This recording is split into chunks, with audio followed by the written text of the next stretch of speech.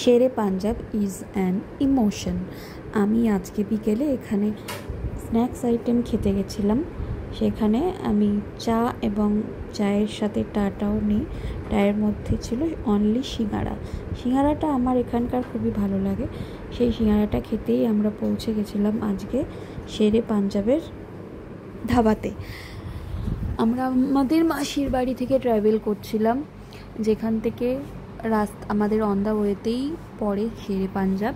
সেখানে আমরা দাঁড়িয়ে যাই আমাদের চাটা খাওয়ার জন্যে।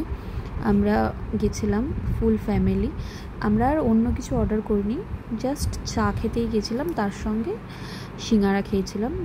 সিঙ্গারার কোয়ালিটিটা আগের থেকে হলে একটু হলেও পড়েছে।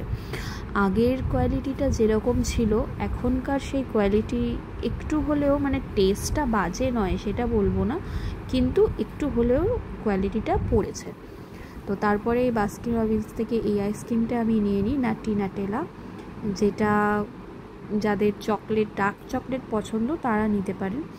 তারপরে ব্যাস আমরা বেরিয়ে পড়লাম বাড়ির উদ্দেশ্যে, যেখানে আমাদের পার্কিং করা হয়েছিল সেই এরিয়া থেকে আমরা বেরোচ্ছি। এখানে পার্কিংটা আগের থেকে আরও বিশাল এলাকা জুড়ে করেছে, আরও অনেক কিছু ওই পার্কিংয়ের সামনে দেখা যাচ্ছিল।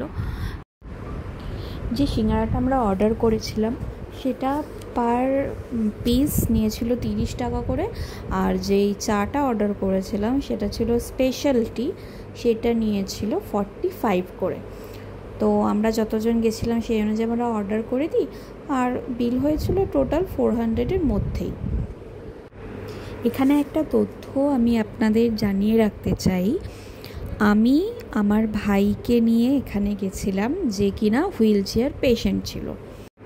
বাট শেরে পাঞ্জাব হোটেলে কিন্তু একটাই হুইল চেয়ার, সেই একটা হুইল চেয়ার দিয়েই ওখানে যত লোকজন আসে তাদেরকে প্রোভাইড করা হয় ওই একটাই হুইল চেয়ার। সুতরাং আপনাদের হুইল চেয়ার আপনারা ক্যারি করবেন। এত বড় রেস্টুরেন্টে একটাই হুইল চেয়ার ওরা প্রোভাইড করছে, যেটা কিনা এতজন মানুষকে সার্ভ করছে, এবং সেটা একটা প্রবলেমের বিষয়। আমার ভাইকে হুইল চেয়ার যেটা দেওয়া হয়েছিল, তারপরে আমার আরও একজনের সঙ্গে পরিচয় হয়েছিল রেস্টুরেন্টে, যার কিনা হুইল চেয়ারের দরকার ছিল, বাট সে অ্যাভেল করতে পারেনি, কেননা একটাই হুইল চেয়ার ছিল। প্লাস সেটার সঙ্গে আরেকটা জিনিস, আপনারা যারা হুইল চেয়ার নেবেনও তারা কিন্তু ওয়াশরুমে যেতে পারবেন না, কেননা ওয়াশরুমের দরজাটা ছোট, সেই তুলনায় হুইল চেয়ারটা অনেকটাই বড় ছিল। তো আরেকজনের সাহায্য ছাড়া কিন্তু আপনারা ওয়াশরুমে হুইল চেয়ার পেশেন্টকে নিয়ে যেতে পারবেন না। এইটাও একটা অনেক বড় অসুবিধা, যেটা আপনাদেরকে জানিয়ে রাখলাম। আপনারা আপনাদের যাদের পায়ের অসুবিধা রয়েছে, যারা হাঁটতে চলতে প্রবলেম রয়েছে, যারা 70 আপ যেসব আমাদের পেরেন্টস বা আমাদের গ্র্যান্ড পেরেন্টসরা, তাদেরকে নিয়ে যাওয়াটা একটু অসুবিধাই রয়েছে শেরে পাঞ্জাবে, কেননা হুইল চেয়ারের অ্যাক্সেসিবিলিটি খুবই কম। একটাই হুইল চেয়ার প্রোভাইড করা হচ্ছে, প্লাস কোনো ওয়াশরুমে কোনো রকম স্ল্যাব করা নেই। এখানে আমার ছোটো বাচ্চার সঙ্গে একটা ফটো আমি দিলাম, আর আমার ফুল ফ্যামিলির একটা ফটো রইল। Okay bye.